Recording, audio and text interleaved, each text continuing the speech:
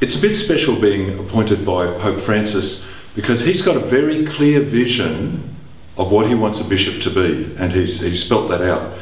He wants people to be living a poor life. Well, I think what is to be involved in the lives of their people. I think he expresses it as you've got a smell of the sheep. But I love his joy. I love his vision of simplicity and humility. I love how at the heart of his church and his love is really Jesus Christ, and that's the sort of bishop he wants me to be, and that's the sort of bishop that I then want to be also.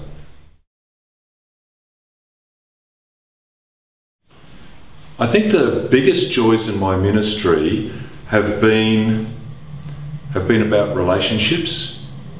So the relationships that I have with my brother oblates and my brother priests, the relationships that I have with the people that I've worked with and that I've ministered to. But the very greatest and most meaningful joys have actually come when I've been celebrating sacraments with people. I love weddings, I love baptisms, but perhaps right at the top are those times when I've celebrated the sacrament of reconciliation with someone and you can just know that they've really been touched by the love and the forgiveness and the tenderness of God, and that on its own makes my whole life and my whole ministry worthwhile.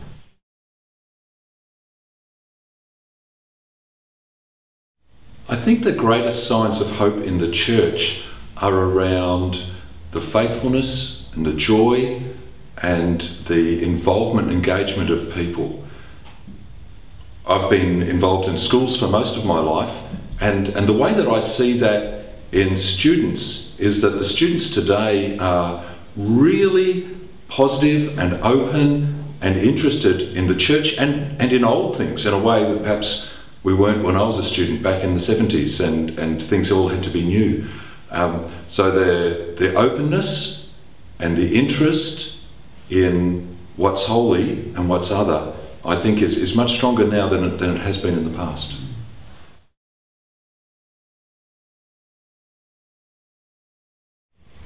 One of the aspects of my relationship with God is that He keeps taking me out from where I am to new places. I remember looking at a piece of artwork. It was just lines on a bit of paper, but the way it felt was sort of like there was a flat ledge and then a cliff that had dropped off. And when I thought about being close to the edge, I almost had a feeling of vertigo. And I think that's sort of been, God's been calling me out from the wall to the edge to experience the excitement and the joy and the adventure of life.